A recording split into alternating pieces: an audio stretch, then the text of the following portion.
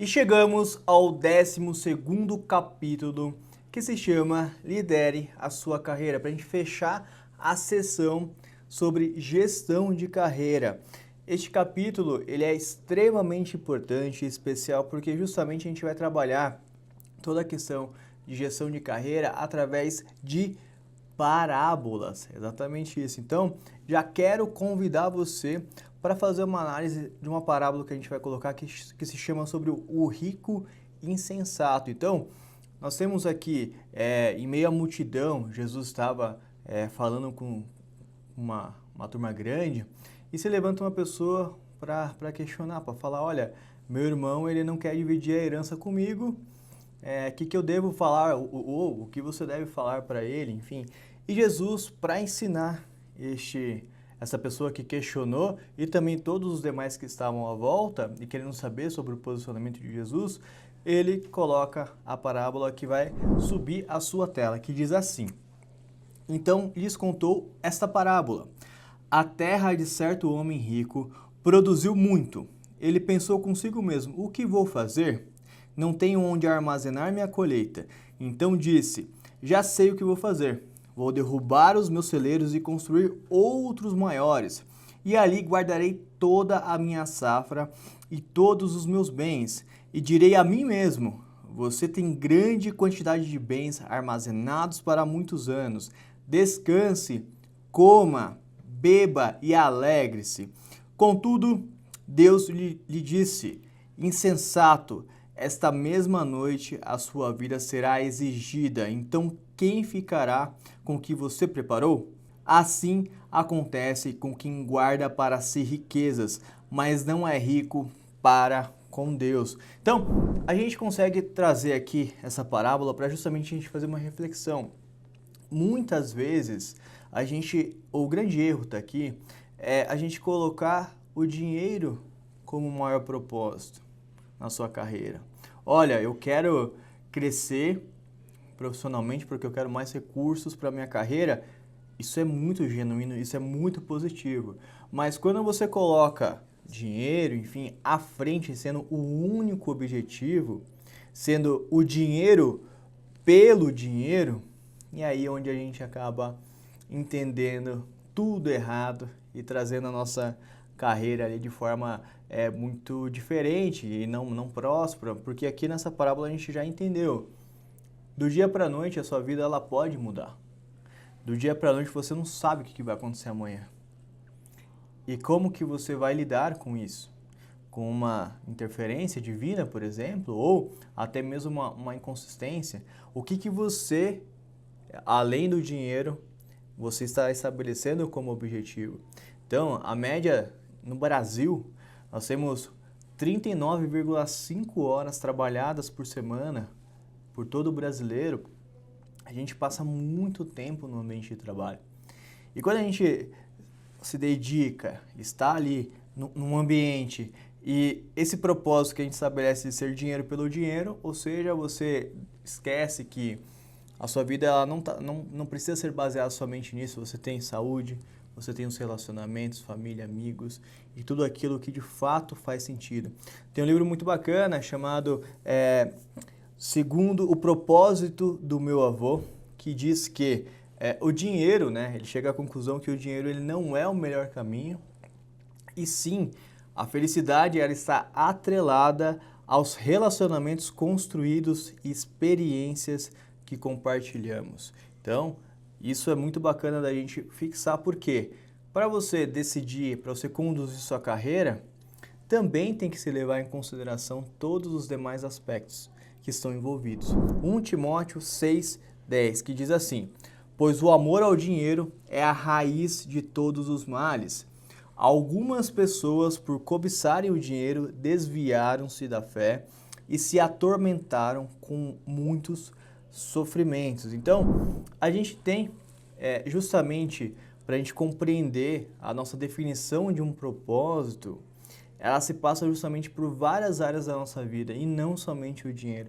E quando a gente só está focado, olha, eu sou do ponto zero e eu quero ganhar muito dinheiro pelo dinheiro, nós temos aqui, a Bíblia deixa muito claro para a gente que esse é a receita certa para te levar para a ruína. Então, definindo isso, a gente tem como exemplo, a gente, ter preferência, gostar de ganhar dinheiro não quer dizer que isso seja ruim, muito pelo contrário. A Bíblia traz muitos princípios sobre prosperidade e a importância disso também. Porém, ser o único objetivo, ser o maior objetivo, você está definindo isso de forma equivocada. Então, para a gente resumir essa primeira etapa, para a escolha do propósito, a gente tem a parábola do rico e também este versículo. E a gente já quer ir para a próxima etapa, que é tão importante quanto. Primeiro a gente define o nosso propósito.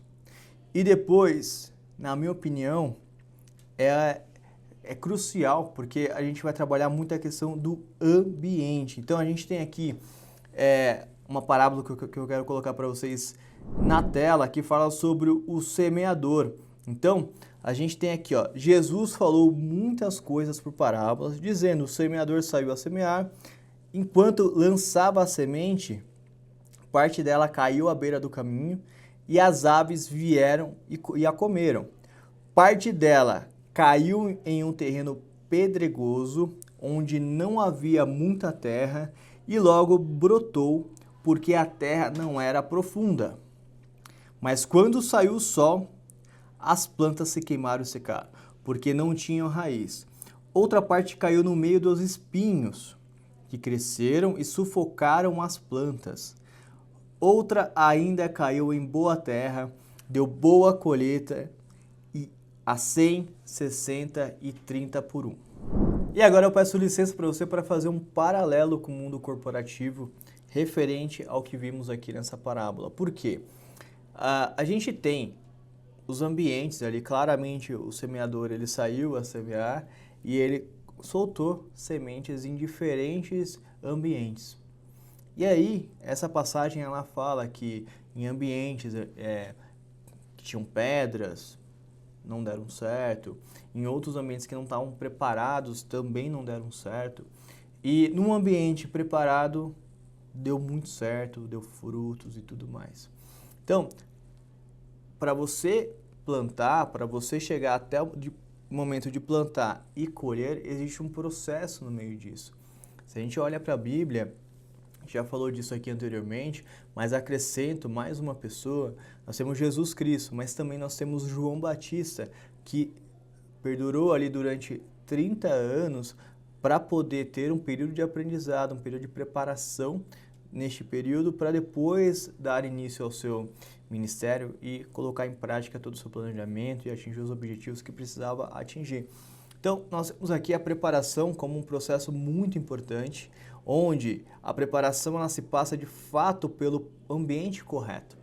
Então, você deve se imaginar aí no mundo corporativo, fazendo um paralelo aqui, você é um bom profissional, você já sabe todas as técnicas, já entendeu como liderar equipes, pessoas, e enfim, você já entendeu tudo isso, você já vem praticando, mas a partir do momento que você está num ambiente que não pode germinar você, a gente tem aqui, vamos fazer um paralelo com a plantação, por exemplo, quando a gente planta ali, quando a gente coloca a semente, a semente ela passa por um processo de germinação, aí depois vem o crescimento das folhas, a formação do caule, as partes vegetativas, né? A emergência da inflorescência, floração, crescimento de frutos, amadurecimento e depois a senescência. Então, tem todo um processo até chegar à fruta madura, por exemplo.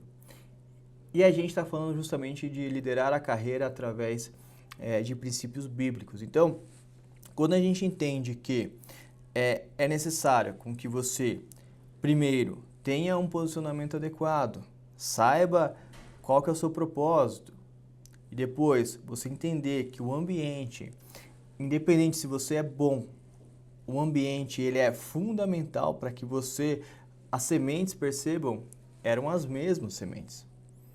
Porém, as sementes elas estavam aplicadas em lugares errados. Semente colocada no lugar certo dá fruto. E essa é a análise. Agora eu quero colocar aqui uma outra parábola para a gente se aprofundar nessa etapa de escolha do ambiente. Vem comigo que eu vou apresentar para você agora a parábola do filho pródigo. Então, em Lucas 15, 11 e 24, diz assim: Jesus continuou: um homem tinha 2 filhos, o mais novo disse ao pai: Pai, quero a minha parte da herança. Assim, ele repartiu sua propriedade entre eles. Não muito tempo depois, o filho mais novo reuniu tudo o que tinha e foi para uma região distante. E lá desperdiçou os seus bens, vivendo irresponsavelmente. Depois de ter gasto tudo, houve uma grande fome em toda aquela região e ele começou a passar necessidade. Por isso foi empregar-se com um dos cidadãos daquela região, que o mandou para o seu campo a fim de cuidar de porcos. Ele desejava encher o estômago com as vagens de alfarrobeira que os porcos comiam, mas ninguém lhe dava nada. E o que podemos observar aqui é que o filho mais novo pediu a herança antecipada e, por falta de maturidade, ele consome toda essa herança, ao ponto de ele chegar a trabalhar numa outra região para cuidar ali de porcos, e ele vê ali que os porcos, ter vontade inclusive de comer a comida dos porcos, porque ele não tinha que comer. Até para ressaltar, naquela época, né, a cultura, né, e as leis judaicas, elas proíbem, né, você comer porco, inclusive. Então, a gente tem ali um cenário onde ele sai de uma casa, onde ele tinha um ambiente propício para ele tinha um grande líder à sua frente e ele poderia aprender e tudo mais, mas ele decidiu, por uma ansiedade, por querer ter liberdade, mas sem conquistá-la antes, mas queria ter a liberdade e decidiu seguir os seus próprios caminhos, sem passar por um processo de aprendizado, sem passar pelo amadurecimento necessário para assumir novas responsabilidades. E o final da história é justamente esse. Ele pega, aí a gente vai contar na sequência aqui, mas ele basicamente ele teve que sair da estaca. Ele estava super bem, ele tomou uma decisão errada, e aí ele perde a sua herança, porque ele coloca ali para o mundo, né? E depois ele vê que ele tinha uma vida muito boa, e ele agora, a gente vai continuar dando sequência, que ele diz assim, ó: caindo em si, ele disse: quantos empregados de meu pai têm comida de sobra, e eu aqui morrendo de fome? Eu me porei a caminho e voltarei para o meu pai e lhe direi: Pai, pequei contra o céu e contra ti. Não sou mais digno de ser chamado de teu filho. Trata-me como um dos teus empregados. A seguir, levantou-se e foi para o seu pai. Estando ainda longe, seu pai o viu e, cheio de compaixão, correu para o seu filho e o abraçou e beijou. O filho lhe disse: Pai, pequei contra o céu e contra ti, não sou mais digno de ser chamado teu filho. Mas o pai disse aos seus servos: Depressa, tragam a melhor roupa e vistam nele, coloquem um anel em seu dedo e calçados em seus pés. Tragam um novilho gordo e matem-no.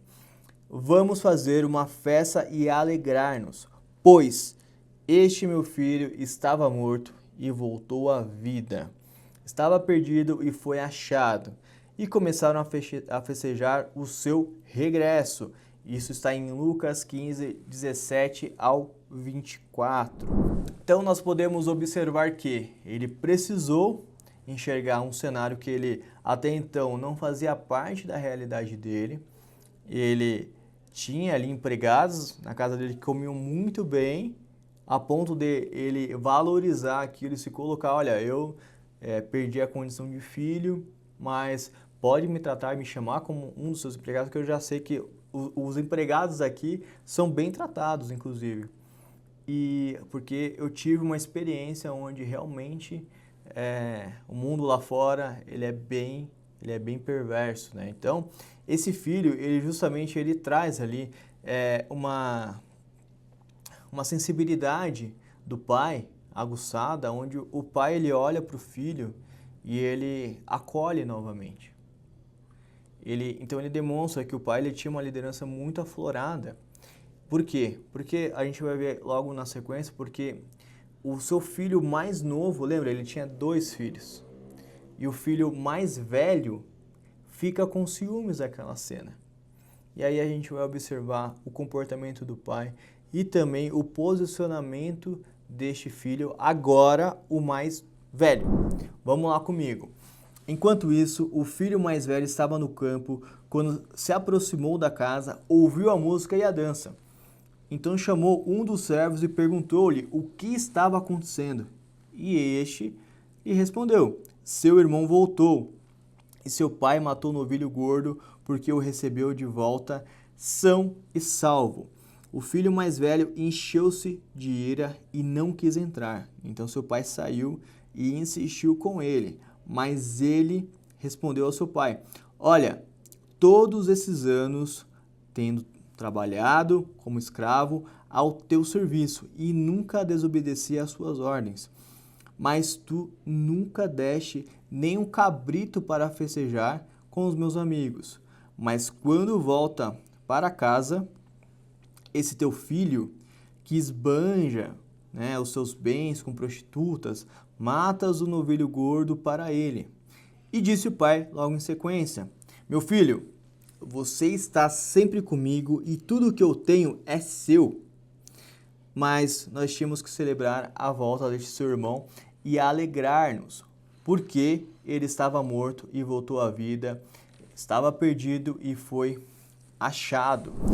Muitas vezes na nossa trajetória, mesmo sem entender, nós vamos nos deparar nessa posição aqui do filho mais velho.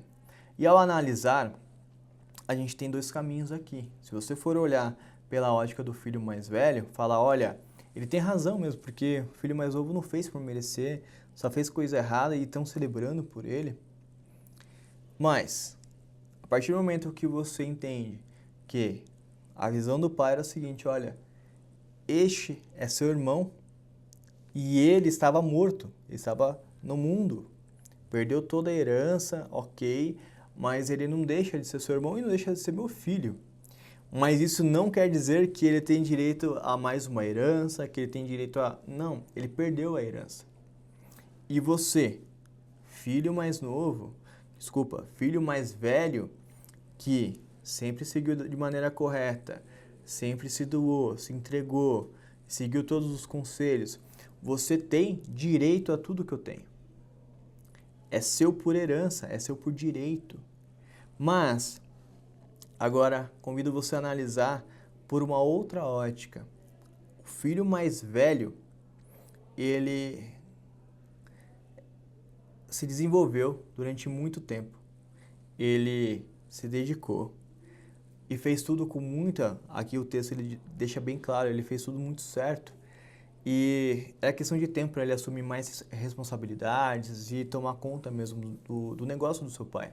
Mas ele preferiu olhar para uma pessoa que estava ali sendo salva, uma pessoa que estava ali perdida, que era o seu irmão mais novo, e questionar o seu pai. Olha, por que você fez isso? Você não faz isso por mim? Por que você não... Porque você nunca fez, você nunca me deu... enfim, nunca matou um animal por mim, enfim. E aí o que acontece? A gente tem aqui, agora trazendo um paralelo para o mundo corporativo, muitas vezes você vai ver pessoas que, na sua ótica, não mereçam ser reconhecida, por exemplo. Mas você não sabe o que essa pessoa passou de fato e o que está por trás ali daquela recompensa, daquela promoção, você não sabe o que está acontecendo. E é neste momento que é o nosso maior perigo, porque a gente acaba olhando para o lado, deixando de focar na nossa jornada, que é o que de fato interessa, e acabamos nos perdendo. Acabamos olhando para o lado e falando, cara, que injustiça. Isso, nossa, eu sou a pessoa mais injustiçada. Olha o que eu faço e você não me reconhece. E aí você tira o foco do que de fato interessa, que é continuar na sua jornada, continuar fazendo o que deve ser feito, sabendo que as pessoas elas vão ser reconhecidas, vão ser estabelecidas, e é por isso que este irmão mais velho, ele tem uma lição ali de vida ali do seu pai, porque justamente o seu pai, como um grande líder que se mostrou, ele não deixa a sua paternidade de lado, ele não deixa de dar o mérito ao seu filho mais velho, mas não deixa também de acolher o seu filho mais novo. E ambos tomaram decisões erradas aqui, tomaram atitudes erradas aqui, mas agora olhando para a figura do pai, ele se posicionou de forma muito adequada, muito eficaz. O filho mais novo, isso é muito difícil de ver hoje, olha, imagina você pedindo para o seu pai e para sua mãe, eu quero minha herança antecipada, e ele fala, tá aqui, sua herança antecipada. É muito improvável que isso aconteça, né? Mas ele o fez isso, sabendo que esse filho precisava de aprendizado, para que ele pudesse fazer essa volta e retornar para sua casa com uma outra mentalidade. Agora não mais com uma herança, mas com uma mentalidade diferente, uma mentalidade que pudesse fazer com que ele valorizasse o que ele tem, o ambiente que ele está, as roupas que ele veste, tudo aquilo que ele está ali usufruindo, né? E o que ele pode fortalecer ali, trazendo novas ideias, trabalhando com seu pai. E também trazer admiração por quem sempre esteve lá. Então, quando a gente está mergulhado num ambiente, quando a gente está enraizado nisso, é muito comum que a gente esqueça do valor que tem as coisas.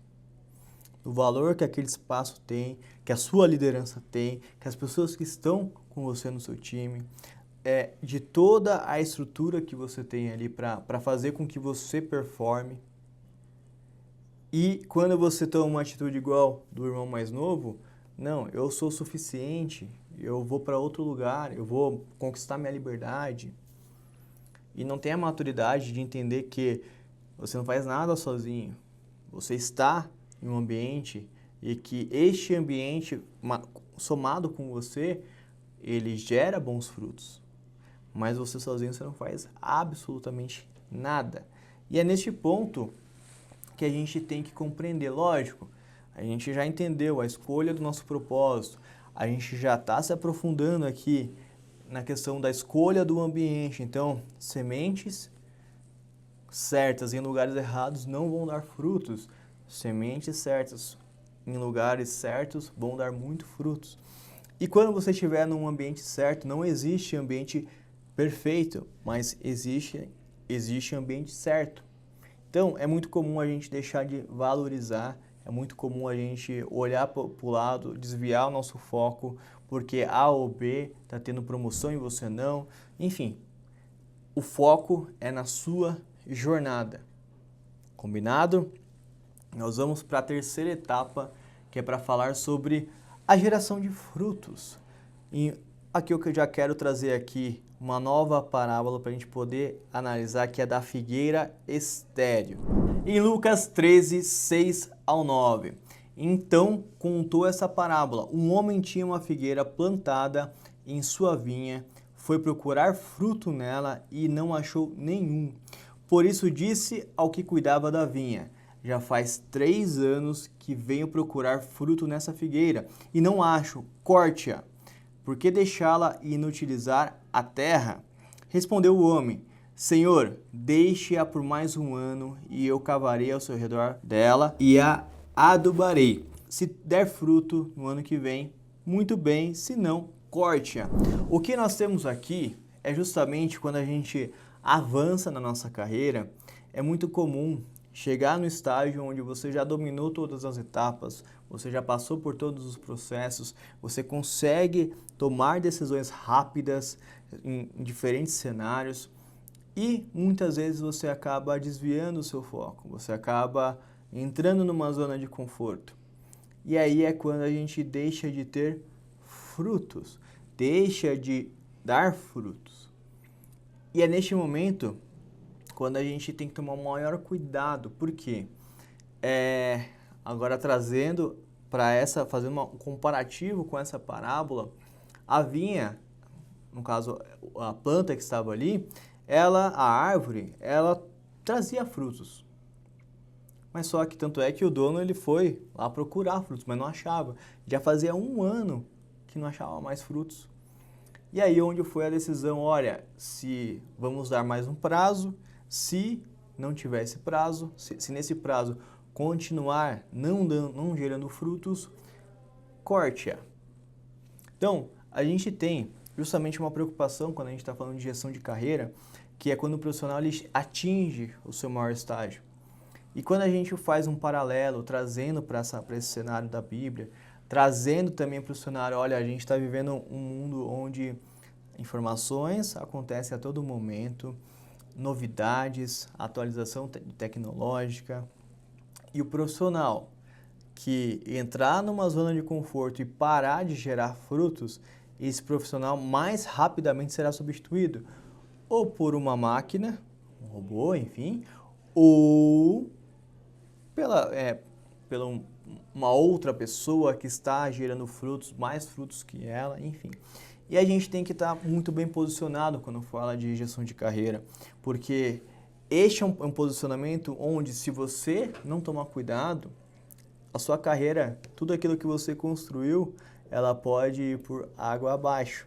Então, essa é uma preocupação onde a gente tem, fazendo essa parábola, e a gente coloca como propósito você estabelecer um bom princípio para que você consiga colocar ali como um ambiente propício, trazer ali um propósito bem definido, não linkado ao dinheiro. Você, claro, o dinheiro é importante, mas só que tudo aquilo que você constrói em volta é muito relevante também. O dinheiro, ele tem que estar no seu devido lugar. E nós temos também a questão de você gerar frutos, continuar gerando frutos, e frutos cada vez mais maduros, mais doces, e que você consiga, pela experiência que você adquire, continuar gerando e gerando de forma melhor ainda. E para a gente fechar este capítulo, eu quero trazer 2 reflexões na tela para você, que diz assim: lembre-se do porquê você começou. A segunda reflexão: sabemos que Deus age em todas as coisas para o bem daqueles que o amam, os que foram chamados de acordo com o seu propósito. Romanos 8, 29. Liderar a sua carreira é um desafio constante, desde o princípio, onde você sai da estaca zero, até você chegar ao amadurecimento. E quando você chega no topo, o desafio ele aumenta ainda mais, porque você somar mais 1 quando você tem 0 é mais fácil, mas se torna um desafio maior quando você já está somando 10 com mais 1, onde você já tem uma bagagem maior, você já tem uma construção de carreira, você já tem tempo depositado. E é em cima disso que a gente tem que resgatar algumas questões que a gente estabeleceu lá no início, quando a gente definiu o nosso propósito. O porquê que a gente, de fato, começa a nossa carreira. Por que que a gente estabeleceu que a gente deve crescer na nossa carreira. E, claro, entender que tudo que a gente decidir vai reverberar. Toda decisão ela precisa ser muito bem pensada. Oportunidades surgirão na sua carreira e é normal. Você vai ter que avaliar, de fato, se aquilo corresponde, se aquilo vai somar com a sua carreira ou não. Mas muito vale uma reflexão e uma autoavaliação de onde você está. Se você está num ambiente propício, é muito difícil você ir para um outro ambiente que realmente paga um pouco mais, mas não tem tudo aquilo que você espera. Ou até aparenta ter, mas tem pessoas ali que você já entendeu, principalmente que estão na liderança e que não corresponde com seus princípios, por exemplo. Então, tudo deve ser levado em conta para que você tenha uma carreira, uma gestão de carreira muito próspera e saudável, sabendo que você deve valorizar o que de fato importa. A gente encerra aqui nosso 12º capítulo e eu convido você para fazer a reflexão, fazer as anotações, sobre o que você achou das parábolas, como que você aplica isso na sua realidade atual. E também, não perca as palavras finais, que nela vou contar tudo aquilo que o livro representa, o porquê da logo, o porquê das cores, enfim. A gente vai trabalhar para você entender todo o contexto e como que a gente chegou neste livro até aqui. Te agradeço, a gente fecha o último capítulo e assista e leia as palavras finais. Te espero já.